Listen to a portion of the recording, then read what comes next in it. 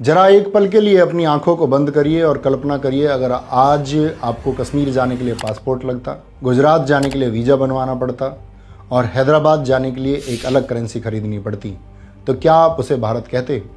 शायद नहीं। प्यारे साथियों, नमस्कार। अमेरिका के पूर्व राष्ट्रपति अब्राहम लिंकन ने कहा था, a house divided against itself can not stand. जो घर अंदर से बटा हो वो खड़ा नहीं रह सकता। 1947 में अंग्रेज हमें ऐसा ही एक बटा हुआ घर देकर गए थे। भारत 565 टुकड़ों से बिखरा हुआ था। हर राजा का अपना कानून, अपनी सेना और अपना अहंकार था।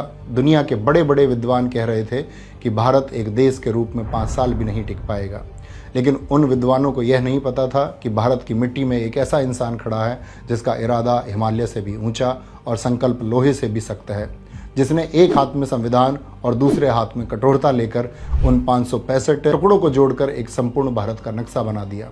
मैं बात कर रहा हूँ आधुनिक भारत के निर्माता लौह पुरुष सरदार वल्लभ भाई पटेल जी की। आज हम पटेल जी को लौह पुरुष कहते हैं, लेकिन क्या आपको पता है कि यह लोहे जैसा मजबूत इरादा बना कैसे? 1947 से पहले जब भारत गुलाम था, तब वल्लभ भाई पटेल अहमदाबाद के सबसे महंगे वकीलों में से एक थे, जो विलायती सूट पहनते थे और अंग्रेजों के क्लब में जाते थे। लेकिन जब वो गांधी जी से मिले तो उनके अंदर देश प्रेम की भावना ऐसी जगी कि उन्होंने अपनी चलती हुई वकालत को आग लगा दी, अपने विलायती कपड़े जला दिए और खादी अपना ली। 1928 के बारदौली सत्याग्रह में जब अंग्रेजों ने किसानों पर 22 से 30% टैक्स लगा दिया था, तो वो वल्लभ भाई पटेल जी ही थे जिन्होंने किसानों को एकजुट किया। अंग्रेजों ने उनकी ज़मीनें जब्त कर लीं, जानवरों को नीलाम कर दिया, लेकिन पटेल जी ने किसानों को झुकने नहीं दिया। अंत में ब्रिटिश सरकार को झुकना पड़ा और टैक्स वापस लेना पड़ा। उस जीत के बाद बारदौली की महिलाओं ने उन्हें सरदार की उपाधि दी थी, क्योंकि वो सिर्फ नेताओं वाले भाषण नहीं देते थे। 1930 का नमक सत्याग्रह हो या 1942 का भारत छोड़ो आंदोलन, सरदार पटेल जी ने अपने जीवन के लगभग 6 साल अंग्रेजों की काल कोठरी में बिताए। अहमदनगर किले के जेल में रहते हुए उनका स्वास्थ्य बिगड़ गया, लेकिन उनका हौसला कभी नहीं टूटा। आज हम बात करेंगे उस लौह पुरुष और उस ऑपरेशन के बारे में जिसने दुनिया के सबसे अमीर आदमी को भारत के कदमों में झुका दिया।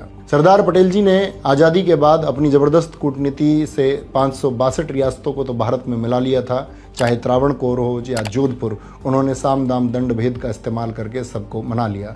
लेकिन 3 रियासतें गले की हड्डी बनी हुई थी, जूनागढ़, कश्मीर और भारत के पेट के बीचों बीच एक सबसे बड़ी मुसीबत हैदराबाद। किसी और वीडियो में आपसे जूनागढ़ और कश्मीर के भारत में मिलने की सरदार पटेल जी के महत्वपूर्ण भूमिका के बारे में जानेंगे। इस वीडियो में जानते हैं कि हैदराबाद के भारत में विलय के बारे में। हैदराबाद कोई छोटा मोटा राज्य नहीं था, 82,000 वर्ग मील का इलाका।